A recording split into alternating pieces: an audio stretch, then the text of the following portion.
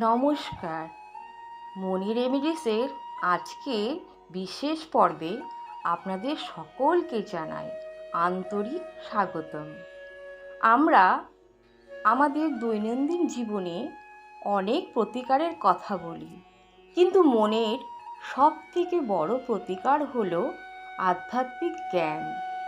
আর সেই জ্ঞানের আলোকবর্ষিকা হয়ে যিনি ধরাধামে এসেছিলেন তিনি হলেন কামারপুকুরের গদাধর, আমাদের সকলের প্রিয় শ্রী রামকৃষ্ণ পরমহংসদেব।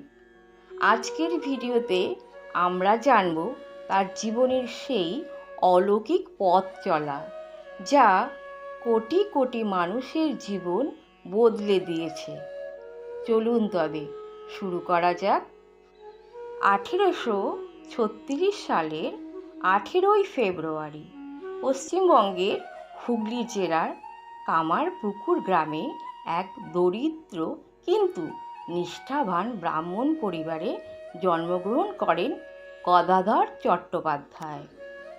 তার বাবার নাম ক্ষুদিরাম চট্টোপাধ্যায় এবং মায়ের নাম চন্দ্রমণি দেবী। ছোটবেলা থেকেই গদাধর ছিলেন সাধারণ শিশুদের থেকে একটু আলাদা। প্রকৃতির মাঝে ঘুরে বেড়ানো, দেবদেবীর আরাধনা আর যাত্রাপালা শুনে হুবহু নকল করার অদ্ভুত প্রতিভা ছিল তার। প্রথাগত পুঁথিগত বিদ্যায় তার খুব একটা মন ছিল না। তিনি বলতেন, চাল কলা বাঁধা বিদ্যা দিয়ে কি হবে। তার টান ছিল সেই পরম বিদ্যার প্রতি, যা মানুষকে মুক্তি দেয়।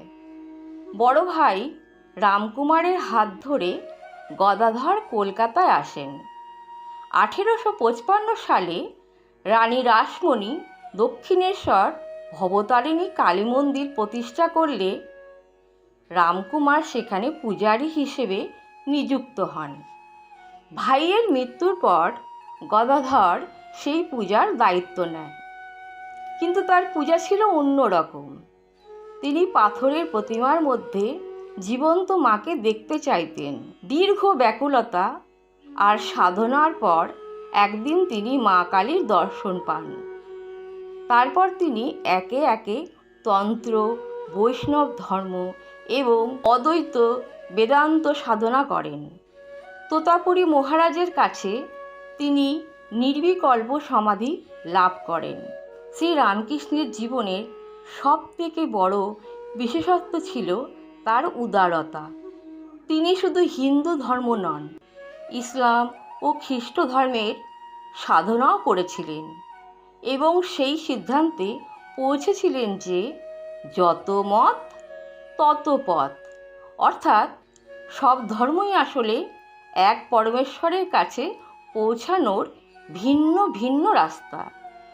তার এই সরল শিক্ষা যে সেই যুগের শিক্ষিত সমাজকে চমকে দিয়েছিল।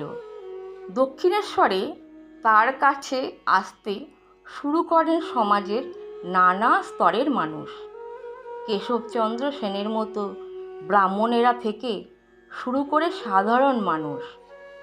আর তার কাছেই এসেছিলেন তার সুযোগ্য শিষ্য নরেন্দ্রনাথ দত্ত, যিনি পরবর্তীকালে বিষ্ণুপুরের স্বামী বিবেকানন্দ নামে পরিচিত হন।